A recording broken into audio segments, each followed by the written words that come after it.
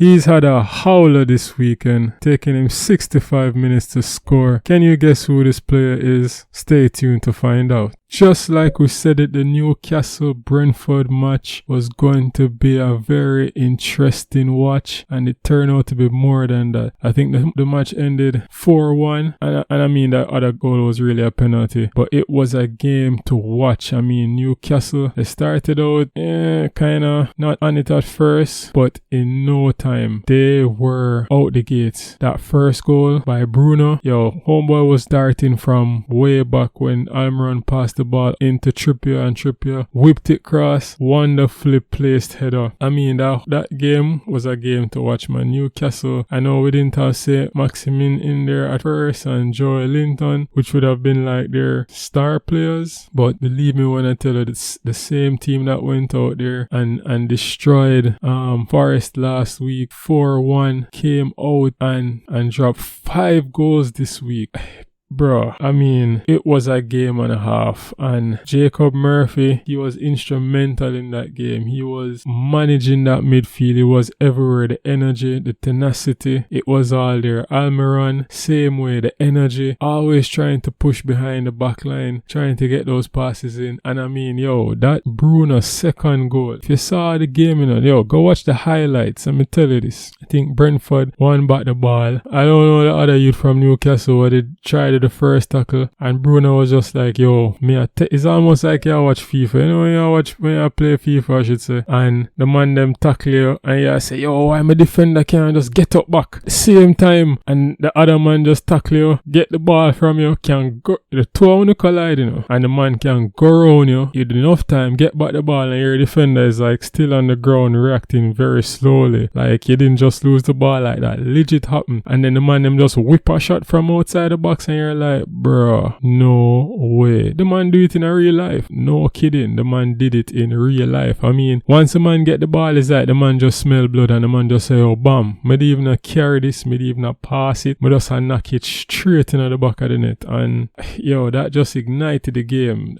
At that point, it was 3-1. Brentford started the second half, looking like they wanted to do something in this game, Last year, this time, the match ended 3-3. So, that was always on the cards, but Brentford's been a little up and down so far this season, Almiron finished it off, and then they were still pressing even after that, brought on Maximin, Joe Linton, and they were still playing seamlessly, fluid, pushing, passing, attacking, pressing, and they got that own goal, sadly, from Ethan Pinnock. Big up the Yardman, them, everywhere them there in the Premier League. But it was a performance, and I mean, I hope y'all checked out that match like I recommended. You might have heard me reference Danny Welbeck as a fantasy pick. I'm gonna be honest, I didn't pick him. But if you saw the Brighton match, you could see why I was saying it's one of those things where it could or it could not go. Because he was a threat in that game, Granted, some of the shots that he took probably wouldn't be like, maybe on an XG thing, it probably wouldn't be high up there to say they would be converted. But he scored those type of goals before, and he was a threat, even though it was just him alone. So you see we're on a different day,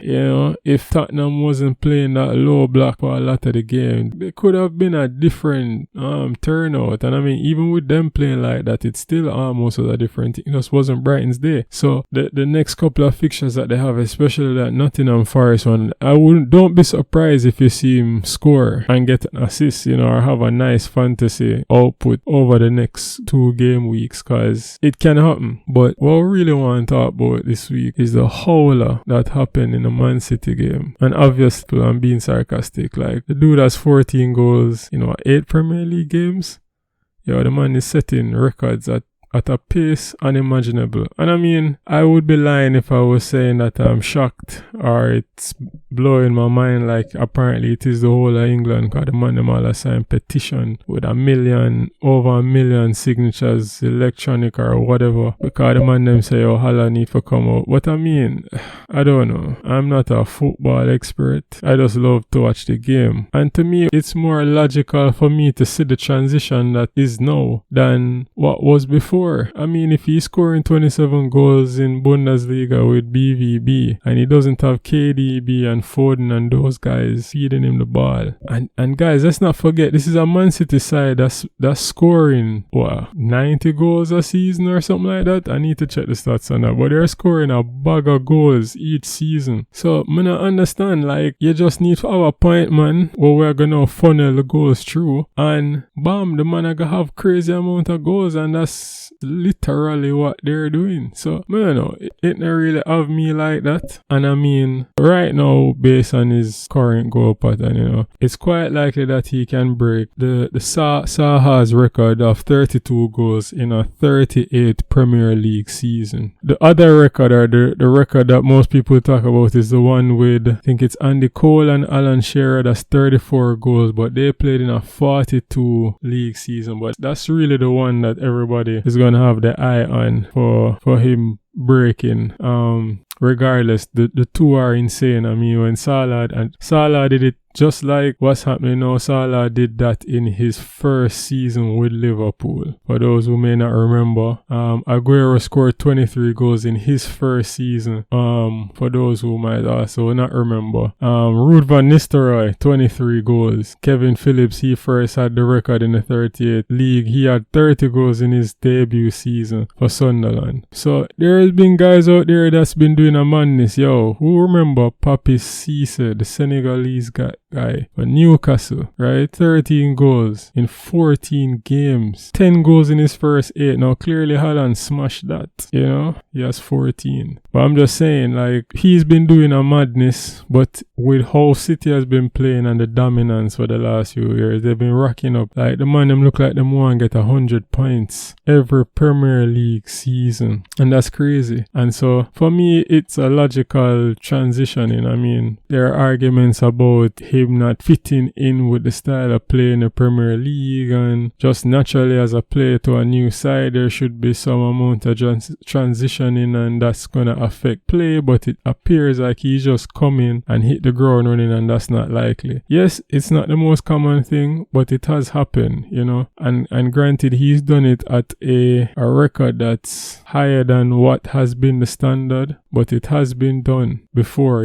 Now, if you've been following the records that Haaland's been trying to break, there is an English guy that had the record that Haaland smashed. So the player I'm speaking about is Mickey Quinn. Right, so the record that he would have surpassed when he played United would have been Quinn's record. So Quinn isn't the only one that has this record. It's Quinn, Papi Cisse and Diego Costa. They share the record for 11 goals in their first 10 Premier League games. That's 11 goals, you heard me, in their first 10. And Haaland smashed that in 7. Yeah. Now, Quinn makes the argument to say that, well, not the argument, Quinn indicated in an article or in an interview he did that he scored 10 from his first 6 games, right? So that's actually very impressive.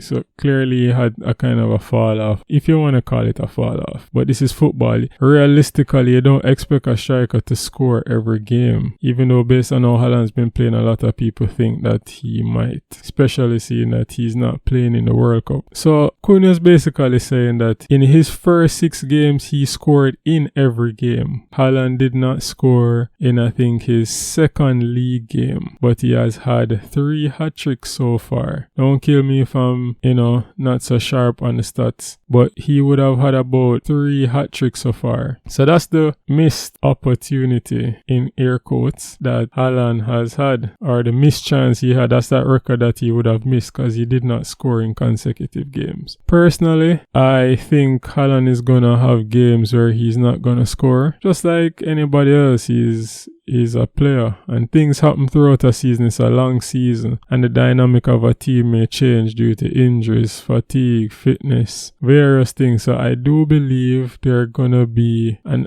just to well, it probably doesn't mean much, but you see that game he didn't score in, it was against Bournemouth. Yeah, and we've seen Bournemouth take drubbings like 9-0 from Liverpool. Like, come on, and he couldn't score against them. So you're gonna have games games where the potential for him to not score is gonna be there. We've seen him in games now where he's not really had much of a presence for a lot of the game, and then out of nowhere he scores. So even that just shows you how fickle that is, because you could then have a couple stretches of games where how City usually feeds the ball to him or would score doesn't work.